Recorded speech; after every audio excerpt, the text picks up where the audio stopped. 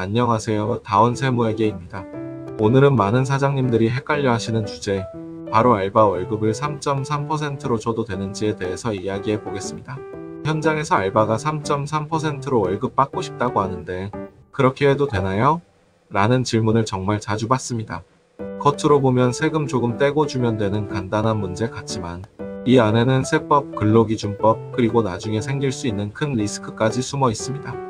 먼저 많은 분들이 말하는 3.3%가 뭔지부터 설명드릴게요. 3.3%는 프리랜서나 개인 사업자에게 돈을 줄 때 미리 세금을 조금 떼고 주는 비율입니다.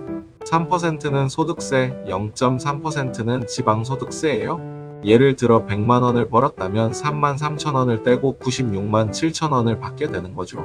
그런데 중요한 건 이 3.3%는 원래 프리랜서, 즉 사업소득자에게만 적용되는 규칙이라는 점입니다. 근로자로 일하는 알바나 직원에게는 쓰면 안 되는 방식이에요. 왜냐하면 알바나 직원은 법적으로 근로자이기 때문입니다. 근로자는 근로기준법이라는 법의 보호를 받습니다. 최저임금, 주휴수당, 연장근무수당, 퇴직금, 휴게시간 같은 권리를 보장받죠. 그리고 세금은 3.3%가 아니라 간이세액표라는 기준에 따라 떼어야 하고 4대 보험, 즉 국민연금, 건강보험, 고용보험, 산재보험에도 가입해야 합니다. 일하는 시간과 기간에 따라 예외는 있지만 기본적으로는 의무입니다. 여기서 많은 사장님들이 서로 합의했는데 그러면 괜찮지 않나요? 라고 물어보십니다. 하지만 법에서는 이런 합의는 효력이 없습니다. 나중에 문제가 생기면 법이 우선이고 합의 내용은 무시됩니다. 그렇다면 3.3%가 맞는 경우는 언제일까요? 그건 프리랜서처럼 독립적으로 일을 하고 그 결과물에 대해서만 대가를 받는 경우입니다.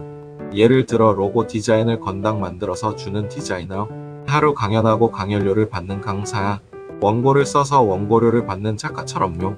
이들은 회사에 출근하지 않고 상사의 지시를 받지 않으며 시간과 장소를 본인이 자유롭게 정합니다. 이런 경우에는 3.3%를 떼고 주고 돈을 주는 사람은 매월 국세청에 간이지급명세서를 제출해야 합니다. 그리고 프리랜서 본인은 다음해 5월에 종합소득세 신고를 해서 추가 세금을 내거나 환급을 받게 됩니다. 그럼 내가 쓰는 알바가 근로자인지 프리랜서인지 어떻게 구분할까요? 아주 쉬운 방법이 있습니다. 다음 질문에 내가 많으면 근로자일 가능성이 큽니다. 출퇴근 시간이 정해져 있나요? 일하는 장소가 정해져 있나요? 매니저나 사장님의 지시를 받아야 하나요? 다른 사람이 대신 일하는 게 자유롭지 않나요? 시급이나 월급처럼 일한 시간 자체에 대해 돈을 받나요? 편의점, 카페, 식당 알바라면 대부분 여기에 다 내라고 답하게 됩니다. 이 경우에는 3.3%가 아니라 근로자 세금 방식과 4대 보험을 적용해야 합니다. 만약 이런 알바를 3.3%로 잘못 지급하면 어떤 문제가 생길까요?